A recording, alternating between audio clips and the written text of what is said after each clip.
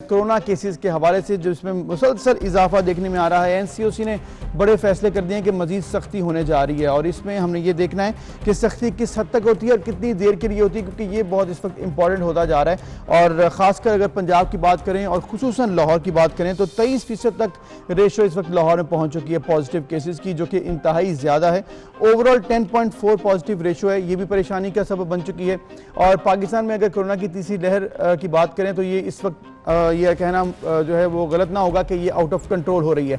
मस्बत cases की शरह 10.4%, जो कि इंतहाई ज़्यादा है। और लाहौर में जो कि इस वक्त एपिक सेंटर बन चुका है कोरोना का, और ये कहा जा रहा है कि बहुत ज़्यादा केसेस लाहौर में बढ़ रहे हैं और जो इस वक्त पॉजिटिव केसेस की शरह है वो 23% तक पहुँच चुकी है। तो लाहौर की इंतज़ामिया इसको कैसे देखती है, क्या प्लान बना रही है, आइंदा आने वाले दिनों में क्या एक्सपेक्टेड है लाहौर में कि किस तरह से सख्ती की जा सकती है? ऑलरेडी की जा रही है, कुछ FIRs भी दर्ज हो चुकी हैं, लेकिन आइंदा आने वाले दिनों में क्या प्लान हो सकते हैं, इस पर हम बात करेंगे। साबिक हेल्थ सेक्रेटरी हैं और इस वक्त कमिश्नर लाहौर हैं कैप्टन रिटायर्ड मोहम्मद उस्मान साहब हमारे साथ मौजूद हैं। अस्सलाम वालेकुम कैप्टन साहब। जी वालेकुम अस्सलाम। उस्मान साहब बहुत शुक्रिया आपने वक्त दिया। जो इस वक्त हम बात कर रहे हैं ओवरऑल सिचुएशन हमने देखी है कि गुज़िश्ता चंद दिनों में लाहौर में एपिक सेंटर बनता जा रहा है, यही कहा जा रहा है कि बहुत ज़्यादा केसेस हैं, 23% इस वक्त सिचुएशन है। तो बताइएगा ये जो पॉजिटिव रेशो 23% है, लाहौर की इंतज़ामिया खुसूसन आपकी जो इस वक्त हुकूमत है कैसे देख रही है इसको? देखिए, मैं एक बात तो जरा ये पॉजिटिविटी से निकल के एक्सप्लेन करना चाहूंगा। शायद पॉजिटिविटी के फिगर्स में आम आदमी को शायद समझ नहीं आती कि 20% की जो बात कर रहे हैं, 16% की जो बात कर रहे हैं, 30% की जो बात कर रहे हैं, इसका क्या मतलब है। मैं सिर्फ आपको एक बात बताना चाहता हूँ, if it doesn't raise any alarm bell, जो आपने 23% की बात की है, अगर ये किसी को नहीं बताती कि मामला कितना सीरियस है, तो मैं आपको सिर्फ याद दिलाना चाहता हूँ कि एक दफा पहली लहर आई थी हमारे पास जून के अंदर, मई जून के अंदर, और उस वक्त जो सिचुएशन थी उसमें जितना खौफ फैला था, जितनी परेशानी हुई थी, हॉस्पिटल्स के अंदर जगह खत्म हो गई थी। मैं आपको सिर्फ ये बताना चाहता हूँ कि वो फिगर्स हमने क्रॉस कर लिए, और के वो फिगर्स क्रॉस हो गए हैं, पंजाब के वो फिगर्स क्रॉस हो गए हैं। So we are past the first wave. So if someone wants to understand कि ये मामला कितना सीरियस है और कितना खतरनाक है, तो लोगों की नॉलेज के लिए ये जरूरी है कि उनको पता हो कि इस वक्त हालात जो हैं वो जून 2020 से ज्यादा बुरे हो चुके हैं।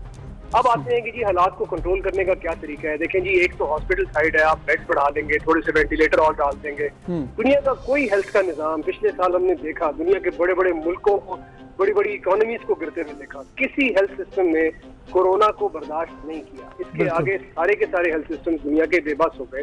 कुछ आइए कि पाकिस्तान का सिस्टम जो है वो कितना बर्दाश्त करेगा।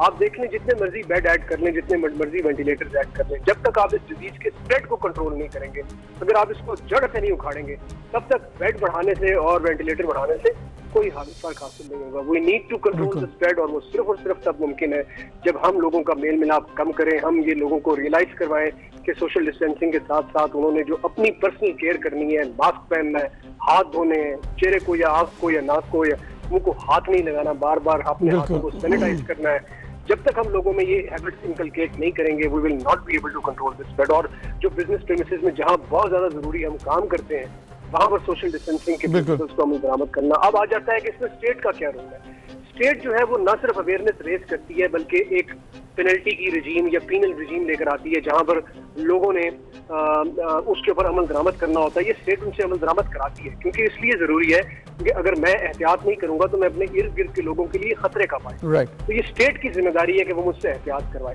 लेकिन स्टेट की एक कैपेसिटी है। आप देखें लाहौर की और सारी की सारी आबादी को अगर हमने मास्क पहनाना है, तो अगर वो खुद से ठान के नहीं निकलेंगे, तो क्या मैं तमाम लाहौर की आबादी को जेल में डाल सकता हूँ? क्या हमारे पास इतना रिसोर्स है, या ह्यूमन रिसोर्स या अदरवाइज इतना इंफ्रास्ट्रक्चर अवेलेबल है कि हम हर बंदे को रोक के उसके खिलाफ पीनल एक्शन लें? इसका जवाब नफी में है। हम सबको ये रियलाइज करना होगा, तमाम मीडियम्स यूज करने होंगे, हर उस बंदे तक रीच आउट करना होगा जो घर से बाहर निकलता है कि बराए मेहरबानी। कैप्टन साहब, आपने बड़ी इंपॉर्टेंट बात की। बेसिक सी बात। जी बेसिक बात कीजिएगा। आप कुछ कहना चाह रहे हैं? मैं कह रहा हूँ ये बेसिक सी बात है। इसके बाद हमने लोगों को ये भी बताना है कि मास्क पहनना कैसे है। इसके बाद हमने लोगों को ये बताना है कि कितनी देर तक वो आपको प्रोटेक्ट करेगा। असल बात तो इस रियलाइजेशन की है कि मैं घर से निकलूं तो इस खौफ के साथ निकलूं कि बाहर एक वबा है जो मुझे बीमार। आपने बड़ी जबरदस्त बात की है यहाँ पे। आपने जो कहा है कि इस खौफ से निकलूं कि ये वबा है जो कि मुझे शिकार कर सकती है, लेकिन हमने ये देखा है बहुत से सर्वेज भी हुए हैं, अब तक जो हमारी मेजॉरिटी है उसमें ये यकीन ही नहीं आ पा रहा कि ये आया कितना नुकसानदेह है। लोगों को ऐसे लगता है कि अवेयरनेस अवेयरनेस उस तरह से है हमारी हुकूमत, या फिर अवेयरनेस एक लोकली भी होती है, लोग एक दूसरे से वर्ड ऑफ माउथ के थ्रू भी कहते हैं, लोग अवेयर नहीं है इसके खतरात से? इसकी क्या वजह है, कहाँ पर लैक किया हमने? मैं आपको बताऊं, देखें जी, मैं दूसरी पोजीशन में बैठा हूं जहां पे मैं कोरोना को देख रहा हूं। इससे पहले हेल्थ सेक्रेटरी की पोजीशन पे भी देखा है। जितनी मैंने कोशिश की है लोगों के तक बात पहुंचाने की, मतलब मैं तो खैर अपनी तरफ से अपनी बसात में पूरी कोशिश कर रहा हूं। मेरा ये ख्याल है कि आप लोगों को भी हमारा ताउन करना चाहिए। ये जो यहाँ पर डेथ्स हुई हैं, जिनकी फैमिलीज में लोग गए हैं, सिसक के सांस के बगैर मर गए हैं, उनकी कोई वीडियोस रिकॉर्ड करके लोगों को दिखाइए, बताइए कि उनकी फैमिलीज पे कैसे बीती है। इस वक्त जो हमारे आईसीयू में लोग बैठे हुए हैं, उनसे जाके पूछिए कि वो ये किस तरह की बीमारी है, ये कैसे मारती है आपको, ये कितना आपको, जो नहीं मरते और बच जाते हैं उनसे पूछेंगे कितनी तकलीफ करते हैं। तो ये इसके अलावा तो और कोई हल नहीं है। जिसको नहीं हुआ वो इस बीमारी को अगर मजाक समझ रहा है, हम ज्यादा से ज्यादा ये कर सकते हैं। ये गलत तरीका है। मेरा नहीं ख्याल कि इस तरीके से लोगों को बताया जाना चाहिए, लेकिन अगर लोग नहीं समझते तो शायद ये वाला तरीका भी इख्तियार कर लेना चाहिए और लोगों को सीरियस होना पड़ेगा। वरना अल्टीमेट क्या होगा, आपको हॉल्ट पे लाना पड़ेगा, आप लॉकडाउन लगाने पड़ेंगे, आपको ब्रॉडर लॉकडाउन लगाने पड़ेंगे। आपने कल देखा, लेकिन ये बहुत खुशी से हमने फैसला किया कि हमने एफआईआर करनी है मास्क न पहनने पे। मुझे पता है कि लोगों ने इस फैसले को हवा में उड़ाना है, लोगों ने इसके ऊपर इम्प्लीमेंटेशन नहीं करनी। ये कितनी बसात है कि वो कितने दिन तक खड़ी होकर के ऊपर लोगों को मास्क पहनाएगी। जब तक लोग खुद से नहीं ठानेंगे, जब तक खुद से तय नहीं करेंगे कि हमने अपने आप को प्रोटेक्ट करना है, इस तरह के कोई अहकाम जो है उनका कोई फायदा नहीं होता। लोग फ्लीजिंग शुरू कर देते हैं, अननेसेसरीली कोई किसी को तंग करना शुरू कर देगा मास्क के बहाने। बिल्कुल सही है कैप्टन साहब, आपकी बात बिल्कुल ठीक है। मीडिया भी अपना किरदार अदा करे और हम भी कोशिश भरपूर करते हैं, कैंपेन्स भी लेके आते हैं ताकि लोगों को अवेयर किया जाए। इसके साथ साथ गवर्नमेंट भी अपनी कोशिश कर रही है। ये बताइएगा कि अब चूंकि आपने कहा कि केसेस बहुत ज़्यादा बढ़ रहे हैं और ख़तरनाक हद तक जो आपने बता भी दिया कि लास्ट ईयर से ज़्यादा पोजीशन इस वक्त ख़राब है, तो अब लॉकडाउन की बातें भी की जा रही हैं कि लाहौर में आज बड़े फैसले हो सकते हैं कि लाहौर में लॉकडाउन किया जाए। साथ ही वज़ीर आज़म साहब ने यह भी कह दिया कि हम इंडस्ट्री कारोबार बंद नहीं कर सकते, दुनिया का कोई मुल्क इसका मुतहम्मिल नहीं हो सकता। तो फिर ये कैच 22 सिचुएशन में नहीं आ चुकी गवर्नमेंट की, किस तरह से इसको मैनेज किया जाए, इस पर क्या कहेंगे? नहीं, कैच 22 नहीं है। देखें, इसको अगर आपने ऐसे देखना है कि जब आप किसी हेल्थ एक्सपर्ट से बात करेंगे तो वो तो हमेशा आपको कहेगा कि ये बीमारी लोगों के मेल मिलाप से फैलती है, तो आप लोगों का मेल मिलाप बंद करते हैं तो बीमारी नहीं फैलेगी।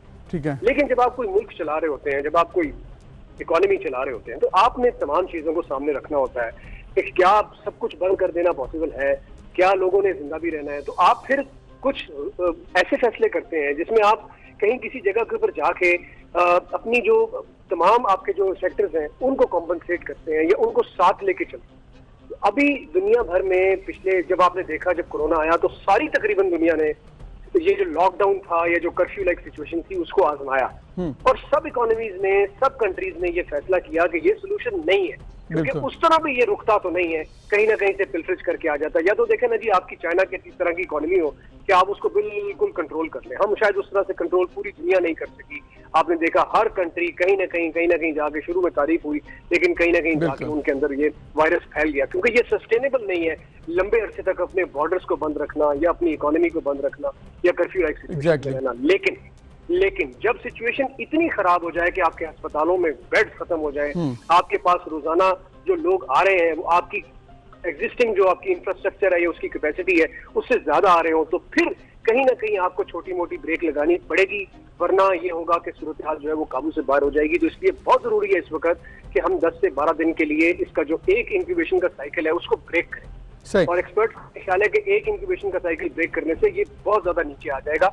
और देखें, अगर 10-12 दिन लीडिंग अप टू रमजान हम ये एक्टिविटी कर लेते हैं या तमाम एक्टिविटीज को रोक लेते हैं और कामयाब हो जाते हैं इसको कंट्रोल करने में, तो उसके बाद ये है कि हमारा कर्व फ्लैटन हो जाएगा, we will be able to manage it easily. But again, जिस तरह मैंने आपको बताया कि जब फैसले होते हैं तो फैसले करने के लिए बाकी सेक्टर्स को भी ध्यान में रखा जाता है, तो गरीब की इकोनॉमी को, गरीब के पेट को सामने रखा जाएगा। ये शायद लेकिन कैप्टन साहब, आपने लेकिन बहुत सारे ऐसे सेक्टर होंगे जिनको इसकी हिट लेनी पड़ेगी, जहां पर हमें ऐसे कड़वे फैसले करने पड़ेंगे कि हम जहां लोग मिलते हैं वहाँ उनके मेल मिलाप को या उनके एक दूसरे से। कैप्टन साहब, आपकी बात बिल्कुल ठीक है, ये कड़वा घूंट है जो कि पीना पड़ेगा गवर्नमेंट को भी, लोगों को भी। लेकिन आपने यहाँ पर जिक्र किया उन गुरबा का जो कि दिहाड़ीदार मजदूर है, तबका है, ये बड़ा मुश्किल से वक्त गुजारता है ऑलरेडी। आपने कहा कि बड़ा मुश्किल फैसला हो सकता है, लेकिन ये 12 दिन के लिए मैकेनिज्म है कि किस इंडस्ट्री को जो है वो बंद किया जाएगा, पार्शली करना है, क्योंकि इंडस्ट्री अगर बंद होती है तो ये मजदूर तबका सबसे ज़्यादा अफेक्ट होता है। इस पर कोई प्लान है? क्योंकि अगर आज फैसला होता है तो फिर इम्प्लीमेंटेशन कल से हो जाएगी। देखिए, मैंने आपको ये जरूर कहा कि ये चीज अंडर कंसिडरेशन है, लेकिन ये बिल्कुल नहीं कहा कि ये कल से हो जाए। देखिए, बात ये है कि ये फैसला बहरहाल कैबिनेट कमेटी ने करना है। आज बड़ी इंपॉर्टेंट कैबिनेट कमेटी की मीटिंग होने जा रही है, उसमें ये तमाम चीजें डिस्कस होंगी। मैं एक छोटी सी बात करूंगा। अगर आपके सामने मौत है और 10 दिन का फाका है, तो ऑब्वियसली आप 10 दिन के फाके को तरजीह देंगे मौत के ऊपर।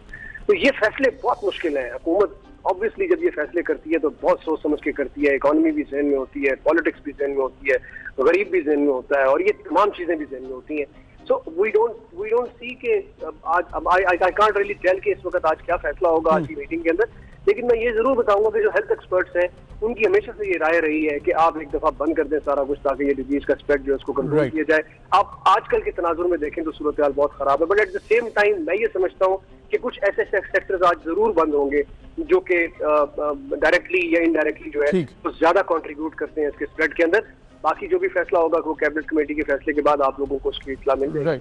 राइट, बहुत शुक्रिया कैप्टन मोहम्मद उस्मान साहब, आप हमारे साथ मौजूद थे, और कमिश्नर लाहौर जिन्होंने कहा कि इस वक्त बड़ा मुश्किल है लाहौर में ये करना अनटिल अनलेस अगर इसको मुकम्मल तौर पर लॉकडाउन के ऊपर ना इम्प्लीमेंटेशन की जाए, जिसके ऊपर तजवीज़ दी गई है।